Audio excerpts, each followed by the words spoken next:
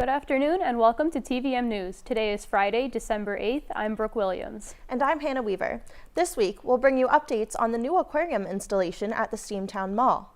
We also have the latest on NBC firing Today Show host Matt Lauer after sexual harassment allegations. And we'll check in with TVM sports anchor John Ferraro to find out the latest happening in Marywood sports. The new Safety and Implementation Task Force is taking action after October's incident with an armed student on campus. Police arrested 28-year-old Alex Borowski after another student reported he had a weapon. The task force reviewed the university's emergency crisis plan and the E2 campus notification system. The task force also planned an emergency training session and drill in the Learning Commons for December 18th. Although the semester ends 3 days before the drill, Marywood President Sister Mary Persico said the SWAT team still wants to hold the drill as a preview for additional drills that will take place next semester. Administration is taking the next step in the school's accreditation process by submitting a follow-up report required by the Middle States Commission on Higher Education. The university met all 14 standards for accreditation last spring and was approved to remain accredited for the next 8 years. The follow-up report includes Marywood's plans for enrollment and curriculum and also identifies areas where the school can improve. Marywood's sexual misconduct policy will remain unchanged for now, says Dean of Students Ross Novak.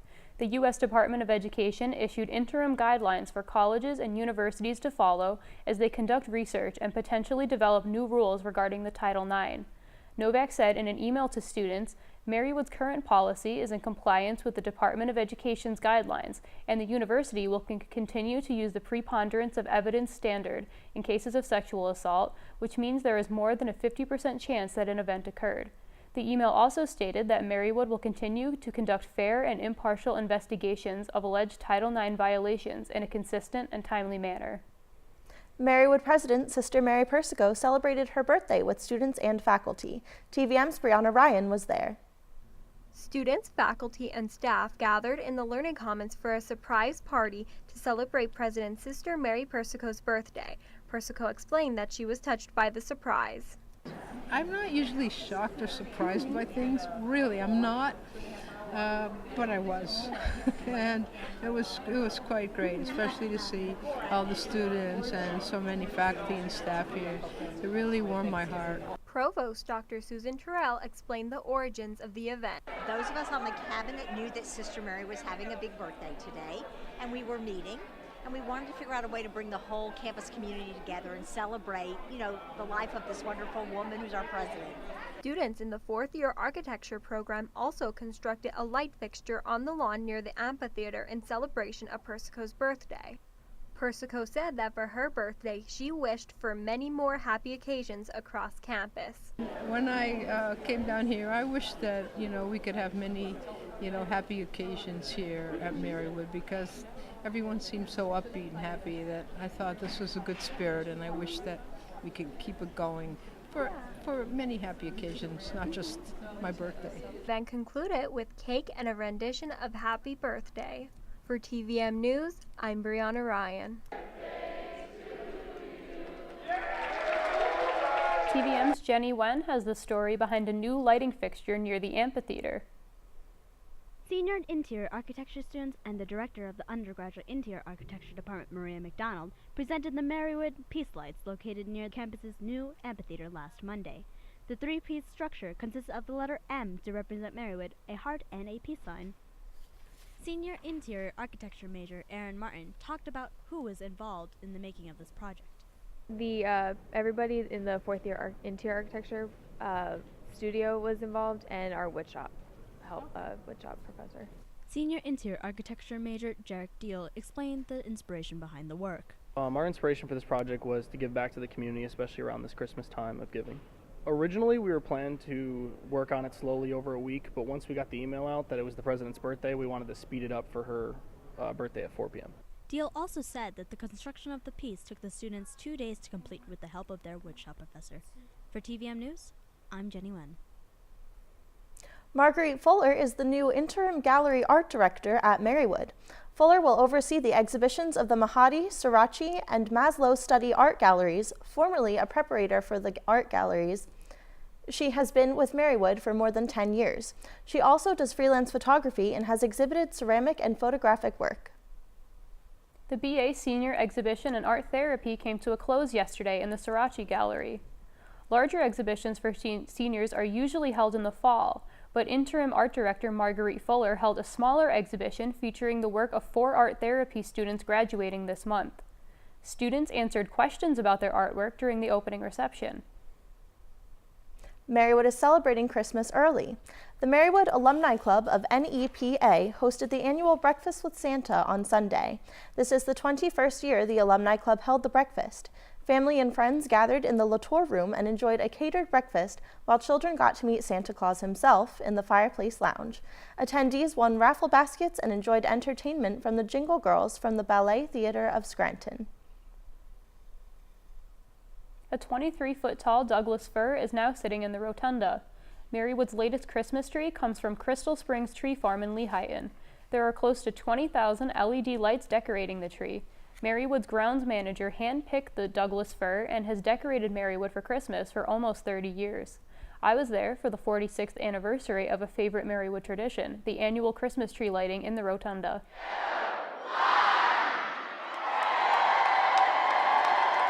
The Marywood community gathered in the rotunda on Wednesday for a favorite Marywood tradition, the annual Christmas tree lighting. This year marks the 46th anniversary of the age-old holiday tradition.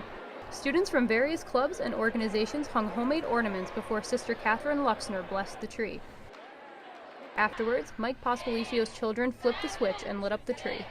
SGA President Jenna Edmonds discussed why she enjoys going to the tree lighting every year. I always think it's such a great thing that happens every year. I love it. It's something to look forward to. It just kind of emphasizes that close-knit aspect of Marywood that we all love. Marywood President Sister Mary Persico spoke about the tree lighting's sense of tradition. I think tradition is a strange thing, and people can't put their finger on it, but they can put their heart in it. People say to me, I only come to Marywood once a year, and that's for the Christmas tree lighting. And so that speaks to me of tradition. And it's the beginning of the Christmas season. It brings people back. And I think it's something that's here to stay, and it's very important to us. From everyone here at TVM News, happy holidays. For TVM News, I'm Brooke Williams.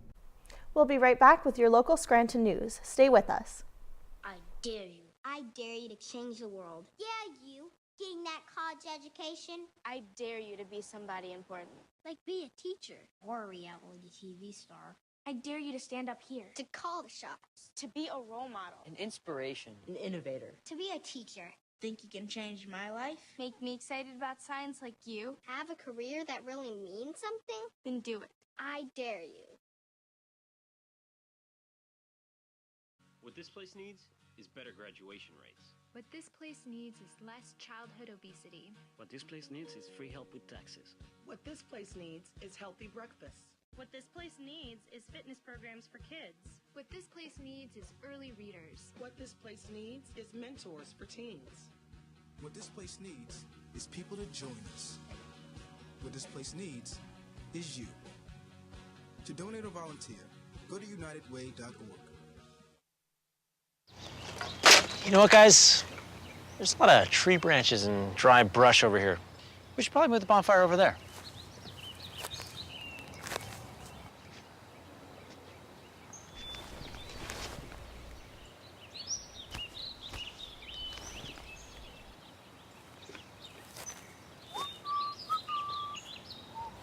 I'm guessing Smokey liked that idea.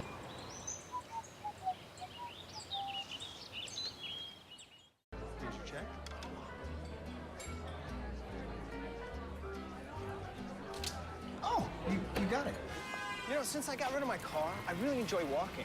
Okay. Got it. No. Getting pulled over for buzz driving could cost you around $10,000 in fines, legal fees, and increased insurance rates. Oh, you're home early. You live with your mom? That'll set your game back a few years. Buzzed, busted, and broke. Because buzz driving is drunk driving. Welcome back to TVM News. The new Electric City Aquarium and Reptile Den continues making progress. Various sized tanks arrived at the marketplace at Steamtown last week, marking a major step forward for the project that is now about 6 months behind schedule. Mall officials had hoped for a fall opening, but complex logistics caused delays. The space will occupy the former Express and Verizon and Hollister store spaces and is expected to house over 1,000 animals in terrariums and fresh and saltwater tanks. A new park is being built to make it easier to enjoy the Lackawanna River. Lackawanna County's Director of Parks and Recreation, Bill Davis, sees potentials for a 7-acre plot of land off Cliff Street along the river. The land housed an old gas plant and will need a state-mandated contamination cleanup. The cleanup will take 2 years and cost $7 million. The project will begin in the spring and could take a few years to finish. An agreement reached to sell Clearbrook Treatment Center in Laurel Run may mean less drug and alcohol treatment available for Northeast PA residents. Florida-based buyer Banyan Treatment Center is a for-profit company whose facilities do not accept Medicaid and Medicare insurance for low-income and senior patients. Drug and alcohol programs from several local counties provide some assistance to low-income individuals, and these funds make up a substantial portion of Clearbrook's annual operating revenues. News of the sale came from 2 Clearbrook employees who spoke anonymously because they are not authorized to discuss the deal. Clearbrook's Chief Executive Officer, Nicholas Conangelo, would not confirm or deny the sale because of a confidentiality agreement. A Forest City man, Michael Perez Rodriguez, is in trouble after his gun discharged in a New York mall on Sunday. Perez was shopping with his wife and 2 children when his gun discharged and injured another shopper and her 12-year-old son. The mall was evacuated and Rodriguez turned himself in on Tuesday. He faces felony charges of reckless endangerment and misdemeanor assault. In other news, high school students in Lycoming County are helping families who can't afford to buy Christmas trees. After reading the book in English class called Tuesdays with Maury about a dying man's wisdom on life, the students brainstormed ways they can give back to the community. They organized the Giving Tree event where families in need could pick up a free Christmas tree and refreshments. The Hughesville Friends Church, which donates to hundreds of families each month, compiled a list for the invitation-only event. An event previously held in the United Kingdom, Germany, and other parts of the U.S. has come to Scranton. The event, called The Ceremony, took place last Sunday at the Scranton Cultural Center. Its goal is to bring women of all ages together to promote positive self-esteem and confidence. Although the event focused on women's issues, it was open to all. Wilkes-Barre residents are looking forward to a popular restaurant chain making its way to the area. Contractors are building an IHOP, or International House of Pancakes, in place of an old Pizza Hut on Kidder Street in Wilkes-Barre. IHOP does not have any locations in northeastern or central Pennsylvania. The closest are in Allentown and Binghamton. Contractors say the project should be finished by this coming spring. We'll be right back with updates on Today Show host Matt Lauer's sexual assault allegations. But first, here is your 7-day forecast.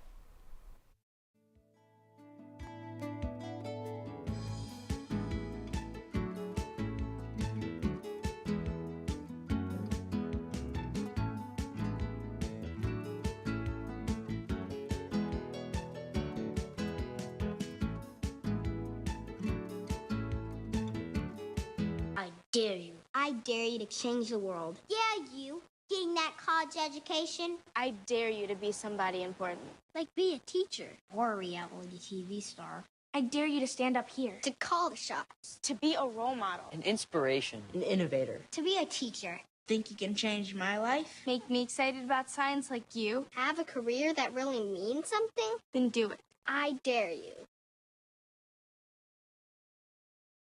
What this place needs is better graduation rates. What this place needs is less childhood obesity. What this place needs is free help with taxes. What this place needs is healthy breakfast. What this place needs is fitness programs for kids. What this place needs is early readers. What this place needs is mentors for teens. What this place needs is people to join us. What this place needs is you. To donate or volunteer, go to unitedway.org. You know what, guys? There's a lot of tree branches and dry brush over here. We should probably move the bonfire over there.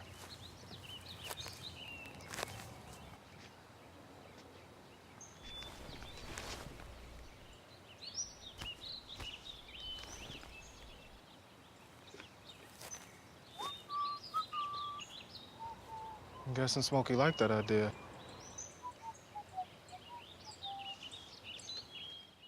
Did you check?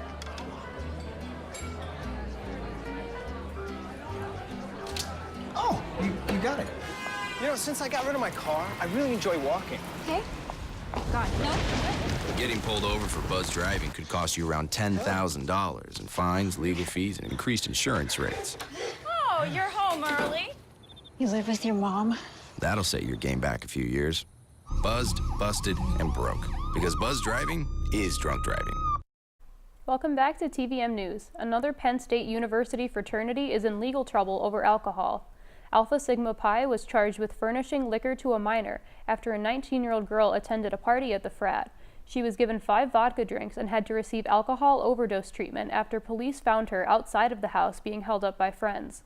This charge comes after 26 members of another Penn State fraternity faced charges over the death of Timothy Piazza, a pledge who died after a hazing incident at the Beta Theta Pi frat house. NBC fired Matt Lauer from his position as host of the Today Show after allegations of sexual harassment surfaced, dating back to the 2014 Olympics. One of the complaints involves Lauer bringing a female employee into his office and sexually assaulting her. NBC News chair Andrew Lack says the company fired Lauer because of a violation of the company's standards. Lauer released an apology statement a day after his firing, saying, "There are no words to express my sorrow and regret for the pain I have caused others by words and actions. To the people I have hurt, I am truly sorry.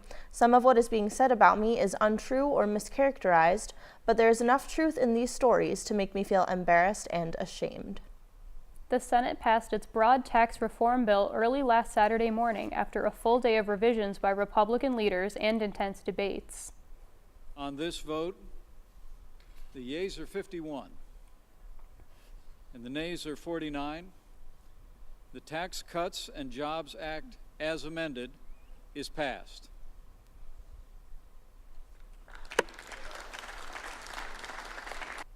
The vote was 51-49, with Bob Corker of Tennessee being the only Republican voting against the bill. Senator Corker said he was concerned about increasing the deficit. Democrats criticized Republicans for their last-minute revisions, saying it allowed little time to read the nearly 500-page bill before voting. The bill changes tax brackets and doubled standard deductions for individuals. For businesses, some of the changes include cuts to the corporate tax rate and more generous expensing rules.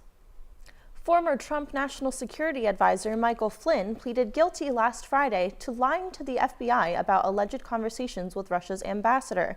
Flynn was charged with 1 count of willfully and knowingly making false, fictitious, and fraudulent statements to the FBI with false statements about conversations with a Russian ambassador. Flynn made these false statements on January 24th. Flynn is the first administration official to be caught up in the probe into alleged attempts by Russia to influence U.S. foreign policy. Flynn was forced to resign in February and is now the 4th Trump campaign official to be charged in the investigation. Secretary of State Rex Tillerson is dismissing reports that the White House plans to replace him after several disagreements with President Trump and an alleged report that Tillerson called Trump a moron. The New York Times reported that the White House developed a plan to force out Tillerson and replace him with CIA Director Mike Pompeo within the next several weeks. Tillerson responded when asked about calling Trump names. Is it true? Did you call him a moron? Jake, as I indicated earlier when I was asked about that, I'm not going to deal with that kind of petty stuff. I mean, this is a town that seems to relish gossip, rumor, innuendo, and they feed on it. They feed on one another in a very destructive way. I don't work that way, I don't deal that way, and I'm just not going to dignify the question. I call the president Mr. President. He and I have a very, very open, frank, and candid relationship. I see him often, speak to him nearly every day. Trump has not signed off on the plan reportedly developed by White House Chief of Staff John Kelly. Tillerson calls the reports laughable, and Trump responded, quote, "He's here, Rex is here," when asked if he still wants Tillerson to remain as Secretary of State. The Federal Communications Commission is looking to undo Obama-era net neutrality regulations that keep Internet service providers, or ISPs, from favoring some content producers over others. If the regulations are revoked, ISPs will have the power to speed up, slow down, or block content and be able to charge a premium for faster service. The FCC chair believes the regulations create too much of a burden for ISPs, and removing them would ensure an internet-based market demand. Commissioners will vote on a repeal December 14th. The United Nations is urging Libya to take action after a CNN investigation uncovered human slave auctions in the country. The broadcast reported people are being auctioned off for as little as $400. Many are refugees trying to cross through Libya to get to the coast. If they are unable to make it out to sea due to tighter Coast Guard enforcement, smugglers keep them and sell them as slaves. The Libyan government has since launched its own investigation of the auctions. UN experts say they are extremely disturbed by the images in the CNN report. Ghana President Nana Akufo-Addo called the slave auctions a threat to the unity of Africa.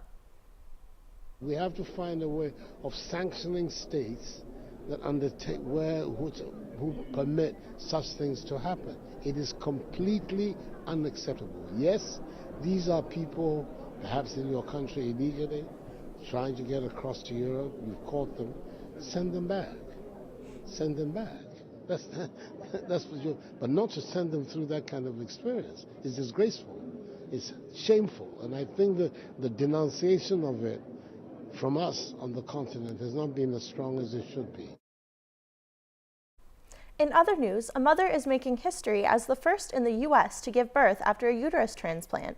The woman was born without a uterus. A live donor gave her uterus to the woman at the Marywood-University Medical Center in Dallas. The woman gave birth to a baby boy at the same medical center 1 year later. 8 other babies have been born to mothers who received uterus transplants since 2014, all at a university hospital in Sweden. Researchers believe 50,000 women who are unable to give birth for various reasons could be candidates for uterus transplants. American Airlines is in a sticky situation after accidentally giving all their pilots holiday time off, leaving around 15,000 flights this month without flight crews. The largest U.S. airline is now offering pilots 150% of their hourly pay to work certain dates. American Airlines' computer scheduling system allowed all pilots to request days off at the same time. The problem was noticed last Friday, and the airline is still working on the issue. Up next, we'll check in with TVM sports anchor John Ferraro for the latest happening in sports. Stay tuned. To Maddie, congrats on paying off all those student loans. Finally, right? How'd you manage that anyway? I started tracking my spending, changed a couple of habits. Wow, I'm kind of living paycheck to paycheck right now. I don't even know how I'm doing it. Well, have you tried saving a little? I want to, but where's that money gonna come from? Bill collectors, they're the worst. Am I right? When it comes to financial stability, don't get left behind. Not home. Get tools and tips for saving at feedthepig.org. Oh! Checking your fantasy league? Nah, just my 401k statement. Nice. Where'd you find the money for that? I just been saving a little every month. I can't seem to save anything. Well, what about all this? What about the money you're spending? What money? It's gone before I can get my hands on it. I got a pizza for a Todd. Hey, can somebody spot me? When it comes to financial stability, don't get left behind. It's 547. Get tools and tips for saving at feedthepig.org.